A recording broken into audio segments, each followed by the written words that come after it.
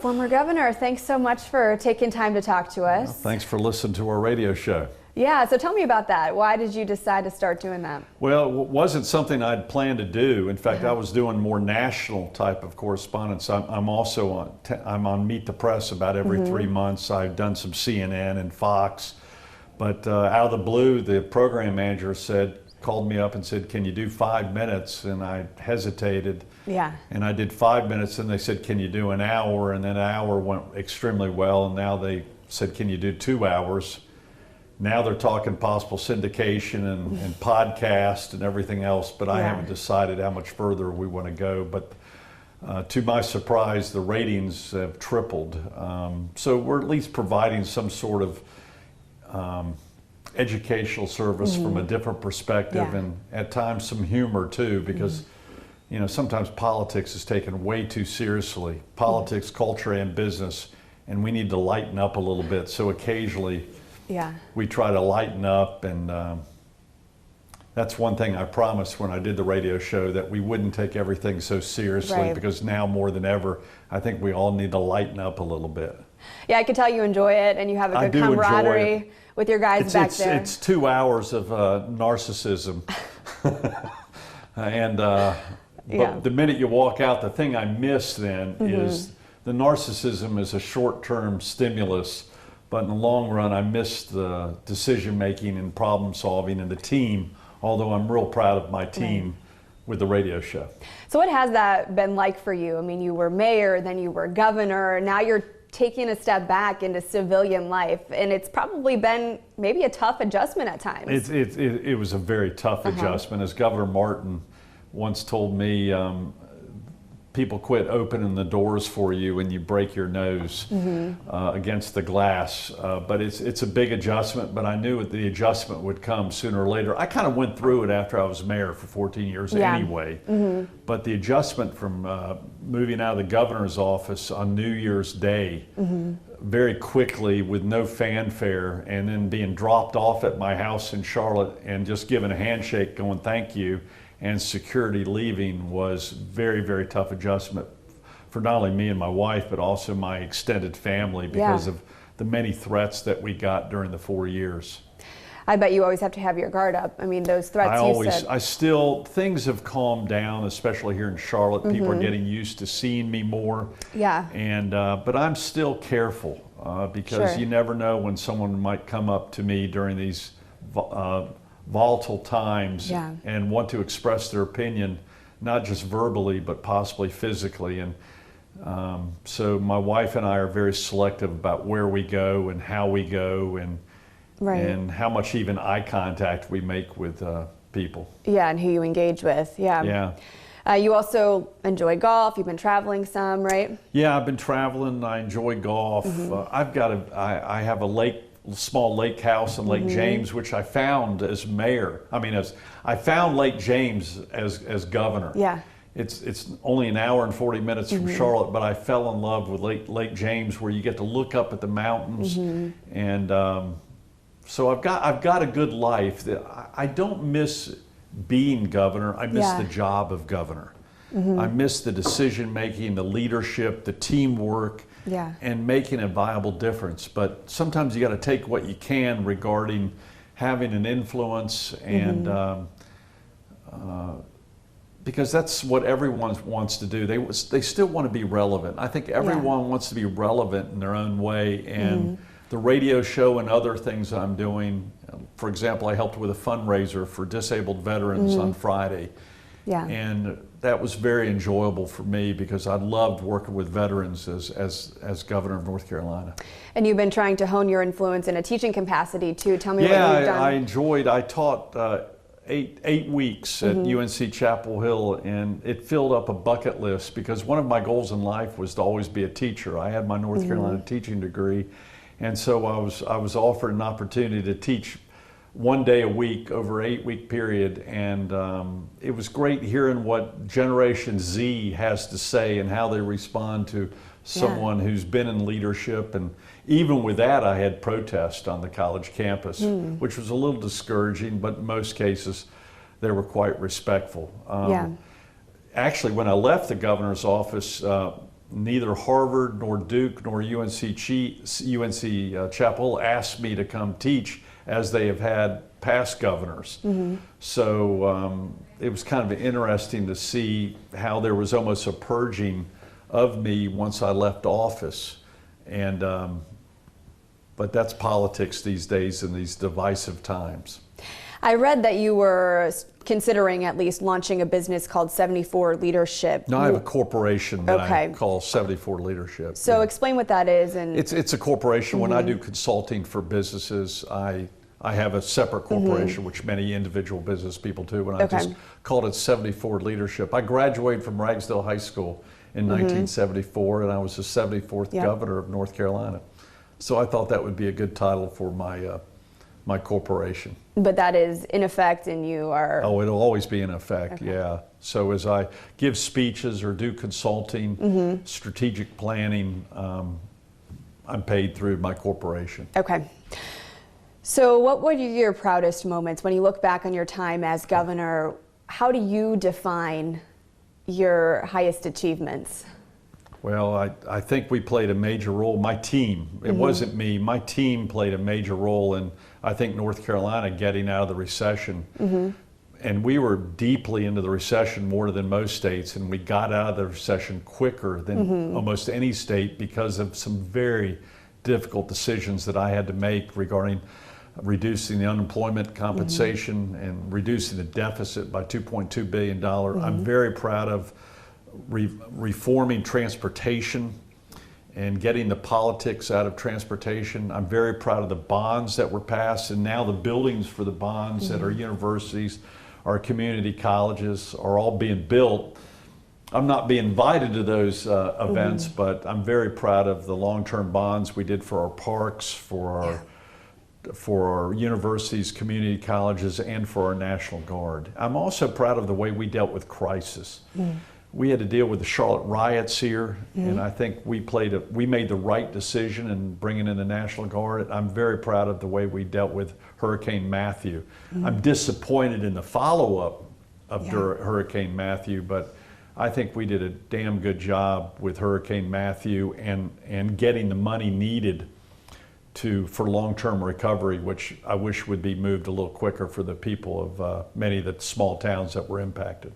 Yeah, videographer Ryan and I were on Oak Island Beach when Hurricane Matthew hit, and then we went to Fayetteville, and we walked alongside you as you toured some of the damage in downtown Fayetteville. And I was even doing that. It's ironic, after the day after the election, when the late results came in from Durham, I think I had to go the very next day and deal with hurricane relief and then wildfires. I was dealing with wildfires up until the day of January 1st up in the mountains. So how my team dealt with crisis, I'm very, very proud of. What more can be done to help those families, particularly the Hurricane Matthew families who might still be living in FEMA trailers, not knowing? Well, first of all, they should start spending the money that's been allocated. They have yet to spend the money from Hurricane Matthew that's been allocated, much less Hurricane Florence. But the main thing we need to do in North Carolina, that I set out the format to do it, is to develop long-term guidelines of how to rebuild. So these same neighborhoods and same towns don't get hit by the same magnitude as they did during both Matthews and Florence. Lumberton. Why we got to quit repeating the same mistakes that have been made over the last 50 to 100 years and rebuild the right way, and maybe even rebuild in different places. And I'd set up coordination with these towns. As a former mayor, that experience helped in that effort a lot. How do you hope people remember your legacy as governor? You know, one thing I've learned in politics is if you want to be remembered, don't get into politics. I just know our team left this state a better place than when we arrived, both from the economy, from jobs, from public safety, from drug enforcement, from immigration, from transportation. We left this state a much better place than when I entered office, and that's what I want to, if anyone does remember me. But you know, people walk by the portraits in the governor's mansion of my predecessors, and no one knows who they are. So one thing I've stated many times if you get into politics to be remembered, you're in the wrong profession and you're doing it for the wrong reasons. But I'm proud of our work. I'm proud of the ethics. I'm proud of the teamwork. And I'm proud of the tough decisions that we had to make that may have even hurt us politically. But in the long run, those decisions were the right decisions. Let's go back to November 2016, if we can. You know, polls, including our local Elon poll, had you neck and neck ahead at some points with your opponent, then Attorney General Roy Cooper. Were you confident going into election night? Were you feeling good about things? We knew it was neck and neck. We didn't know what the results would be, but we thought we were going to win. In fact, I was with then candidate Trump the night before in Raleigh, and I thought I would be winning and he'd be losing. Not that I was hoping he would win, right? But most people forget that I had a lot of votes taken away from me by a Libertarian candidate on the ballot. And when you lose by 9,000 to 10,000 votes out of 4.6 million, over 100,000 votes toward a Libertarian candidate can make a big difference. And I was real nervous about the third party candidate on the ballot, which most people haven't talked about. Right. You know, you did allude to this. It is quite unusual for a state to split a ticket and go for a Republican president and then not vote in the Republican governor, especially one who's an incumbent. So I bet when President Trump officially clinched North Carolina, you were feeling okay. Well, we were losing about 1% of the Trump voter. And it might have been because I was the incumbent.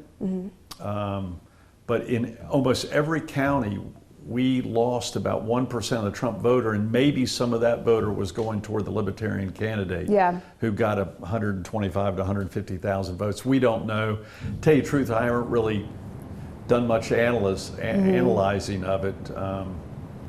So you just have to move on.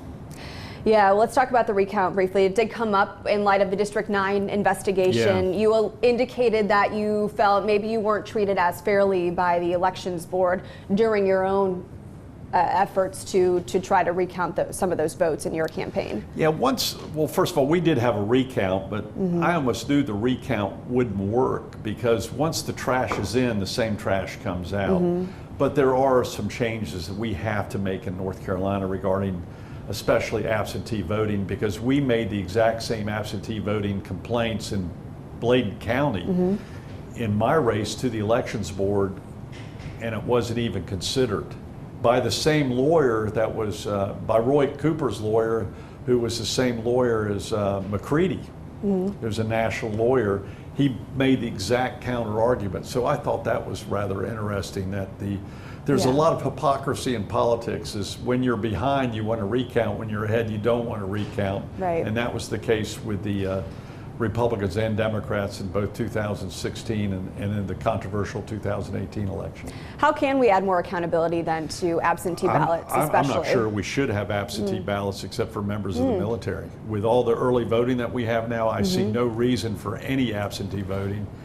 And I think the other law that needs to be looked at is the amount of out-of-state college students that are voting in North Carolina, and they also have the opportunity to vote in their home state. And I think the Elections Board has been way too liberal in the interpretation of certain legal cases regarding out-of-state college students voting in North Carolina.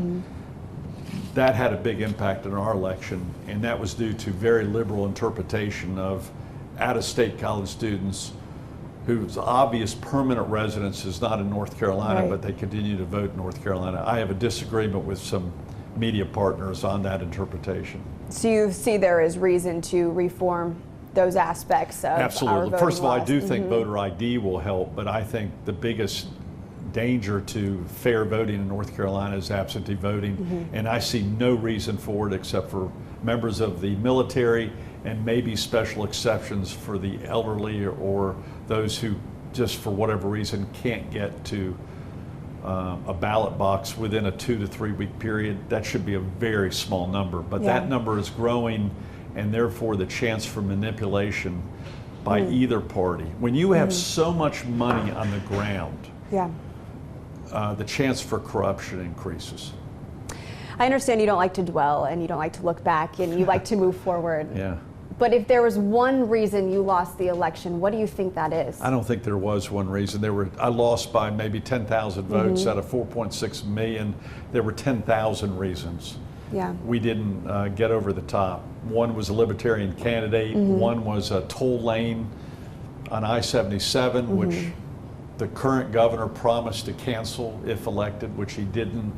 Another might have been the coal ash spill, which was, people put the blame on me for the coal ash spill in my 9th month in office. Another reason, we were outspent 2-to-1 in money. I mean, there are a lot of reasons that people have, but it makes no difference. It's like, why did Duke lose the basketball game? It's a big game. It's a long game. So we will talk about the tollway and Duke Energy in a moment, but I want to talk about teachers. They are in the forefront right now. A lot of legislation coming up, making them a key point of action for legislators and our current governor. Before the election, the North Carolina Association of Educators endorsed Roy Cooper, despite your efforts to successfully increase teacher pay 7%, give the one-time bonuses to state employees. Do you feel you did enough to help our teachers moving forward in this state? Well, you never do enough, but we got the ball rolling. I mean, we were 47th in the state in teacher pay when I was governor of North Carolina. And I brought it down to 37th. Now it's, I think, in the low 30s. And so I'm very proud of the work we did for teachers, but not just regarding pay. It's also regarding trying to measure teachers by performance also, which there's disagreement. The union does not like to measure by performance. So the union not only supported Roy Cooper verbally, but they also gave Roy Cooper a lot of money. And money makes a difference in elections. But what we did, I promised if elected governor that I was going to focus a lot on teachers, and no one can deny that not only did we focus on them, but we were successful in giving them the largest pay increases they had gotten in 25 to 30 years. I got a question from a longtime teacher when I mentioned I had the opportunity to talk to you, and she wanted me to ask you this. What about veteran teachers? There's bipartisan Senate Bill 399. It would allow veteran teachers to return to the classroom to teach in Title I or low-performing schools without losing their retirement benefits. Do you think this is an effective solution? In fact, we discussed that when I was governor, trying to get we're going to have to expand the recruiting tool for teachers. That includes veteran teachers, and it also includes out-of-state teachers who don't have to get certification in North Carolina, which is rather ridiculous. If they have certified from another state with pretty good requirements, why can't they come to North Carolina without jumping through a lot of hoops? And the union is stopping some of that. And so I also think we ought to make it easier for people in the private sector, especially in the math and sciences, to become teachers without going through all the hoops of, quote, an official certification. Yeah, because ironically, you have these longtime teachers who are leaving and going to the private sector because they feel not only have they been overlooked, but they've been slighted in these pay raises that have been directed toward starting teachers. The teacher pool is reducing out of our universities, and we've got to look for ways to expand that pool, including pulling in teachers from other states, allowing retired teachers to teach without being punished for it, and also bringing private sector people in without them jumping through ridiculous hoops of certification, which I went through as a college student. Frankly, some of the hoops are Stone Age and aren't needed. What about arming teachers? That is a topic of debate. Security Act of 2019 proposes giving teachers 5% raises if they undergo basic police training. I'm not an advocate of arming teachers. I'm an advocate of having trained armed personnel in our schools, which we helped advocate during my tenure as governor. But I think there are too many red flags that could happen if we arm teachers in our schools. So you'd think more SROs, potentially recruiting deputies or police officers? I think having trained personnel in our schools who are armed, and also maybe even have other types of defensive mechanisms. But the other thing, we have to start defending teachers who are dealing with troubled students, and allow teachers to kick them out of school or kick them out of the class and send to other schools where you have much stricter behavior requirements. You know, it's the small things that usually end up in not feeling as though we're protecting our teachers. You know, we deal with the mass shootings, but every day we have teachers that are potentially afraid of being assaulted by a student. By the way, the same way with our prison guards, which is I'm very proud of what I did in introducing the concept of helping our prison guards and protect them. That was one of the first things I brought up. That and dealing with the drug crisis in North Carolina, which I'm very proud of. What about House Bill 377? It would end EOG testing and high school exams. Is this a good thing, or are these students not being prepared adequately for college if you were to do that? Well, we studied eliminating testing. I don't think we ought to eliminate testing, but we ought to give testing where we give feedback to the students on what worked and didn't work, and then teach them the gaps of where they fell through on the testing. And right now we test them, and then school's over. That doesn't do anyone any good. And so the whole testing mechanism is also Stone Age in North Carolina, needs to be changed. I'm very pleased with some of the legislative action in getting that off of first base.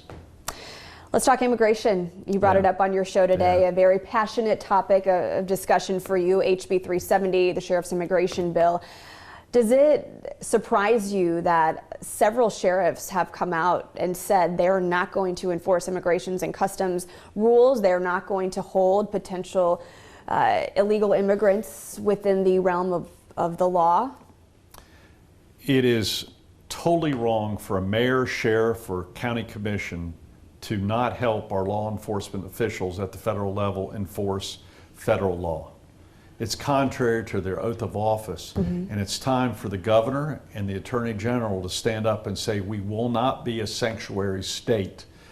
But if Durham, Greensboro, Raleigh, Asheville, and Charlotte are basically all sanctuary cities that are not cooperating with federal officials, that has to change, and the governor needs to stand up and say that's inexcusable, regardless of political affiliation. We have to work with federal authorities in enforcing federal law. Regardless of personal opinion. I mean, you brought up the Supreme Court decision about gay marriage. You said it was very important to you to make sure that that decision was implemented across our courts. So you're very much by the book. We need to follow the laws and our duties. When you're sworn in as a governor or a mayor or even as a police chief or sheriff, you're sworn to uphold the Constitution of not just North Carolina, but the United States of America. And when I took that oath, even when the federal government or the courts did something I disagreed with, I was going to support it 100% because that's my duty. And that's what Governor Cooper should be doing regarding immigration law. He should be supporting our efforts to enforce immigration law, especially those who are breaking other crimes. And we also ought to be helping them with our National Guard at the border, because once they get through the border, they're coming to North Carolina, and there is human trafficking in North Carolina. There is cartel drug trades in North Carolina that is having a severe impact on our schools, our neighborhoods, and loss of life. And you tie some of those problems back to illegal immigration, which you think could be addressed before it even gets to that point of human trafficking. Absolutely. Drug trade we in North Carolina ought to be helping with the border situation, and sadly we've withdrawn our National Guard from any of those efforts. That's wrong, and I think in the long run we're going to start seeing the crime rate go up in North Carolina as a result of not enforcing illegal immigration laws and cooperating with federal authorities, because illegal immigrants who break the law, we often don't even know their real identity because of false identification. I know this as a mayor and I know this as a governor. You mentioned crime rates potentially going up. Congestion in North Carolina is also going up night and day, especially in Charlotte. As you know, earlier you mentioned the I-77 toll. So the I-77 tollway, DOT adding toll lanes, 26 miles of already congested interstate, as you know. People around Lake Norman avidly oppose this unsuccessfully. It is going forward. Activists say this is one of the reasons Cooper defeated you, the I-77 tollway. Which is kind of ironic because Attorney General Roy Cooper approved the contract with no objections, both from a legal standpoint and a consumer advocacy standpoint. So, and so did all the elected officials in this region, including the Democratic mayors. all approved the toll lane, so I followed the system. When the local elected officials said, this is what we want, I, as governor, said, I'll do what the localities want regarding transportation. And sadly, Governor Cooper gave the impression that he was going to cancel the toll lanes. Instead, he hired the architect of the toll lanes to be the Secretary of Transportation, and they have yet to be canceled. So it was a very smart political move on now Governor Cooper's part to promise something and then break the promise with absolutely no retribution whatsoever. So not as a former governor, but as a Charlotte driver. Yeah. Do you like driving through this congestion? Do you like the idea of paying a toll fee? I was implementing a 50-year transportation plan for North Carolina in which we build roads and transit based upon statistics, not politics. And I pray that the new governor and the legislature do not start reverting back to politics, running where we build our roads versus statistics of where the congestion and safety issues are. There was a 2012 study that suggested it could cost between $9 to $11 to drive one way from Mooresville to Charlotte. If you add that up, we're talking $600 a month. Do you see a problem with that? Yeah, I hate it, but that's what the elected officials voted for, because in addition to that, they got additional road spending in other areas of the region that they agreed to. And Governor Cooper, now Governor Cooper, never objected to the contract as Attorney General, and as Attorney General he agreed with the contract, but politically he made a smart political move in not conveying that information to the people of the Charlotte region, and many people say that helped him with about 50,000 Republican votes. Is there a better way to do the tolls? Maybe certain times of day, carpool rules, it all comes down to money. Those lax? Regarding transportation, it's all going to come down to who pays for it. Do you pay for it through tolls? Do you pay for it through your corporate tax? Do you pay for it through your personal income tax? Do you pay for it through your gas tax? What do you think? It all comes down, it's going to be a combination of all of the above. And Raleigh has not toll lanes, but toll roads where you have no choice. I was actually supporting areas where you have a toll lane, but if you don't want to take the toll lane, you could take the free highway.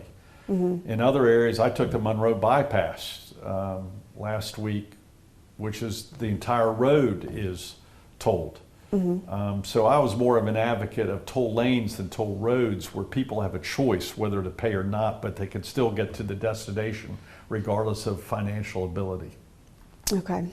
Let's talk Duke Energy for a moment. Yeah. I posted something on my Facebook page a while ago when you had spoken out about District 9 based on what you said, and there was speculation that you were going to run again at some point for something down the line, and someone commented saying she is a Republican, she voted for you, but she is concerned and voting for you potentially again of your existing relationship with Duke Energy, especially in light of all that has happened. You know, Cooper campaigned heavily on that. He said you voted against an oversight committee, stacked the Utilities Commission to approve the rate hikes, and essentially, as you said, are partly responsible for the coal ash spill, as you've been accused of doing. So can you clarify once and for all your relationship with Duke Energy now and in the future? I was a proud employee of Duke Energy for 29 years while I was mayor of Charlotte, which was well known. And I cut off all relationship with Duke Energy long before I was elected governor of North Carolina. I'm retired from Duke Energy with no pension, no insurance plan whatsoever with Duke Energy. And so a lot of that was false information. And by the way, Governor Cooper adopted the exact same water policy that he ran against on a Friday afternoon about 4 months ago with no fanfare whatsoever. And the other thing, I'm very disappointed in what I consider a $57 million slush fund agreement between the Cooper administration and Duke Energy in order to get pipeline permits. It changes the whole tone of politics in North Carolina, and I think you know, it could be either a bribe or extortion. Which one was it? Because no governor has ever asked for money in return for permits, especially in relation to something that they're in business with in their own personal life. So that is of great concern of mine about the future of politics in North Carolina. Is asking for money in return for environmental permits is something that should never be done in North Carolina. I've heard this question still come up even among some of your supporters. Why oppose that oversight commission for Duke Energy? I didn't oppose an oversight commission. It was a constitutional issue of the legislature having control over the executive branch, which is against the Constitution. The Supreme Court agreed with me by a very strong majority, and in fact Roy Cooper now is using that case to defend his own actions. So, and Governor Hunt, Governor Martin, and myself all joined together in that. So that was another piece of misinformation by left-wing commercials that were trying to get Governor Cooper elected, and successfully did. What about the coal ash basins? Well, you're bringing back a lot of past information that I haven't thought of in a long time. Let's talk about the coal ash basins. This is new news. The North Carolina Environmental Agency has ordered Duke to excavate the 6 remaining coal ash sites, which could cost $5 billion, takes 3 decades, raise rates. On your radio show the other day, you expressed concerns about how much environmental damage there could be in moving this coal ash. What are those concerns, and what's your solution? Well, there are 2 issues regarding moving coal ash. One is you need to move the coal ash that is in any way endangering water, which my administration recommended and helped implement. The second thing is moving coal ash where it maybe doesn't need to be moved can cause more environmental damage to the earth than keeping it where it is. Yeah. And that's hard to explain, but if it takes 35 years and thousands upon thousands of trucks to move coal ash, you're causing a lot of potential environmental damage to the air, and also you're moving that to another area, which could also cause potential environmental damage. So politically it sounds initially good to say move it all, but the question is what harm will that do to the environment in other areas, and also what will the air pollution be as a result of that? And the big question is, who's going to pay for it? Right. Well, in having worked for Duke Energy, I mean, you're knowledgeable about this process and why there's coal ash and the potential adverse effects of it. I hate to tell you, when I was at Duke Power, I'd never seen coal ash before. So I learned about coal ash at the same time the spill occurred in my 9th month in office. So do you have solutions or ideas about what else could be done if we don't move it? Well, first of all, I think we should recycle as much as we can of it and use it for existing roads and repaving of airport runways, because at least the old coal ash is safe with regards to reuse as pavement. Why not reuse it to build the many roads that we need to build and widen in North Carolina, as opposed to burying it in someone's backyard, which could cause further environmental problems. So if we could find a way to recycle and repurpose coal ash in a way that's not harmful, I'm a that would be best. big believer in recycling, and I think we're taking that off the table now due to all this bad publicity toward the term coal ash. And but we ought to remove it from all water supplies, but try to recycle it in pavement and other potential opportunities. That's what I would recommend. But the big question again is the same water policy is in place that I passed, and it was highly criticized for. Remember when we had people quitting? The Cooper administration ended up adopting the exact same water policy that I have in place, and not a word of controversy. Because I did my policy based upon science, not politics. And I'm glad to see in that case, the Cooper administration did the same thing. They just hid it because it didn't satisfy or didn't meet the criteria that he said he would do on the campaign trail. Let's talk about House Bill 2. Yeah. Knowing what you know now, would you have decided to oppose the Charlotte Ordinance and support House Bill 2? I would have always supported the Charlotte Ordinance, any ordinance that threatened a jail sentence for someone in the private sector to determine gender identity in their own private bathrooms, which again most of the media doesn't realize. The Charlotte Ordinance threatened a jail sentence to private sector individuals. I don't think government ought to be involved in bathrooms in the private sector whatsoever, and that's one of the reasons I signed that bill. But it was communicated as though we were interfering with the private sector when it was just the opposite. I was trying to take government out of the private sector controversy, and it was the liberal Democrats who wanted to set private sector policy for even people at WFMY. WFMY could do whatever they want, and so could IBM and in any corporation. So 74 leadership. I'd prefer, yeah, we don't have a building. So if you could go back, you would not change it. You would do the same. You would do the same thing. One lesson I've learned is that you can't go back. Yeah. But listen, the fact of the matter is the whole issue was a political. North Carolina was being used as a political pawn by liberal activist groups that targeted North Carolina to be the epicenter on an issue in which there was no problem to begin with. And as a result of that, sadly, some of the more liberal politicians, including our governor, encouraged boycotts of our state over an issue that was never a problem in Charlotte and never a problem in North Carolina. So based on that, I think I know the answer to this. Was it ever truly about privacy in the bathrooms, or was the Charlotte Ordinance and subsequently HB 2? It was in our schools and possibly in our highway rest stops, but that's about it. It is now developing into an issue at our schools. The only thing I cared about was our schools and our highway rest stops. The private sector, HB 2, had nothing to do with, and yet it was communicated that way by our current governor and the media. So do you think it was, in your words, a political pawn by both Democrats and, Republicans to some degree? It was initially, North Carolina was initially being used as a political pawn by the left-wing liberal activists who wanted Roy Cooper elected president and Hillary Clinton elected president, and then the Republicans overreacted. There's no doubt about it. And what's ironic is the same law is in place today. You did say that. And it's one of the best kept secrets. The same law is in place today in Charlotte that we had 5 years ago, and yet the NBA, the ACC, private corporations all know that, but they're pretending things have changed when things have really not changed at all. Essentially back to square one, you would say. We were back to square one the day I left office.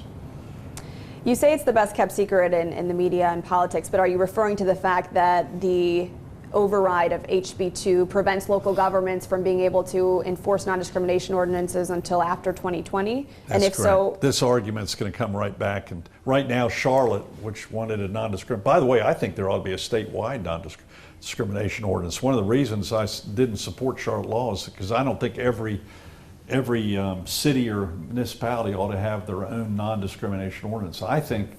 I disagree with any discrimination against people based upon their sexual orientation in North Carolina, and I'd support a state law approving that.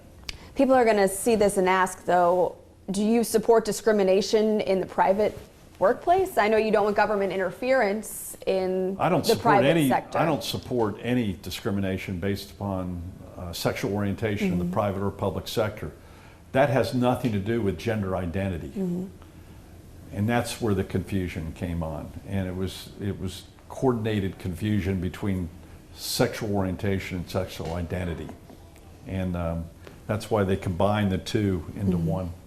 What do you think will happen to this in 2020? It's going to be interesting. Again, I hope our nation and our state again ensures that there is no discrimination based upon sexual orientation. But I also believe our sexual identity should be based upon what the doctors say. I think it's all common sense, and most people know it's common sense, and we ought to quit getting played by the left and the right on this issue. But you acknowledge that it's both a Democrat and Republican political pawn, as you said, that got perpetuated. It was one started by no Republican had ever brought up this issue in my 20 years of politics until until the middle of my gubernatorial election right here in Charlotte. So it was pretty well coordinated. In fact, the head of the whole effort told me it was. He came to my governor's office and said, we're going to make North Carolina the epicenter of the transgender bathroom movement. And I didn't even know what he was talking about. So you said, and he followed through on that effort and won a political campaign because of it. You said Republicans were overreactive a little bit. Do you feel like you were forced to subsequently be overreactive? I had a choice between two bad choices. One, a bill which required people to go to prison in Charlotte, and a bill that I revised most of that bill, by the way. I promised I'd reverse 2/3 of that bill, which I did. Are you going to run for governor again? I don't know. In 2020? I'm keeping all my options open regarding re-entry into the public sector or staying in the private sector and enjoying a good life that I have in the private sector. So it's a decision that I'm going to just keep the doors open like I have in 2008, 2012, 2016, and maybe again in 2020. Let's try a scale. On a scale of 1 to I 10, don't know. 10 being most likely, how likely are you to run, maybe not for governor, but for public office again? I'm being totally truthful to you. I have not made that decision yet. I'm not saying that in a political sense. Right. There are some days when I want to re-enter political office, but there are some days when I'm not getting threats, and my wife is happy that Right. I go, why get back into that game? But you know, I know, ingrained in as I you. say on the radio station, I know the game. I've been played by the game. I think I'm helping expose the game, and my experience and knowledge, I think, is very beneficial regardless. And I hope to continue to be influential and have a purpose in the future to make this a better state. So if I run for political office, I've said in the past, it would most likely either be governor or the U.S. Senate if I run again. U.S. Senate, you mean Burr's seat in That's 2022? If I decide to run again, but that's Right. a long time from now, and I have no idea what my health and my mindset might be at that point in time. Well, and if you were offered a cabinet position, say in the Trump administration, Again, would you consider it? You know, one thing I've learned in politics is never turn down a job before it's offered. Yeah. And never turn down an opportunity before you have a chance for that opportunity. And that's why I would recommend, I recommended the college students at UNC Chapel Hill last week, keep all your options open, never close a door to any potential opportunity. Yeah. And your life will go pretty well. And I've had a pretty good life, and I hope to continue to make a difference in the future. Yeah. You mentioned your wife, Ann. Is she open to the idea of getting back into public office? I crack a joke that and it is a joke, hopefully, that I'm not sure I can afford the alimony payments. Oh, gosh. But no, my wife, Ann, has been supportive of whatever decision I make, as I'm supportive of whatever decision she wants to do. She considers this my hobby. And, politics? Yeah. You have to realize I've only held a full-time political job for 4 years. Yeah. So, all right. So don't rule it out, right? We should. I think everyone ought to keep all the options open. Okay. In both the job market and in their private life. And that's exactly what I do. All right. But for now, just enjoying life and. I enjoy swimming in Lake James. I enjoy playing golf. I'm enjoying doing the radio station. I'm enjoying some consulting that I've done and hope to do in the future. I'm enjoying being on Meet the Press, giving speeches, and also helping with some nonprofits that I can use my influence and my name in some very beneficial areas, especially with regards to veterans, and my wife continues to help with pets. Yeah. Is there anything you'd like to say to your fellow North Carolinians, regardless of whether you do run for public office, just to assure them that you have always and will continue to care about them and their best interests living in our beautiful state?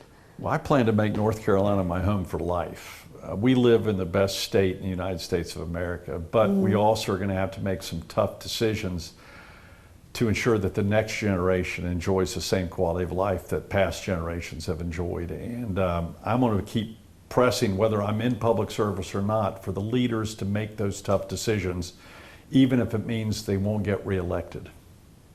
All right. Thank you, Mr. McCrory. Appreciate your time. Thank you very much. Appreciate it. All right.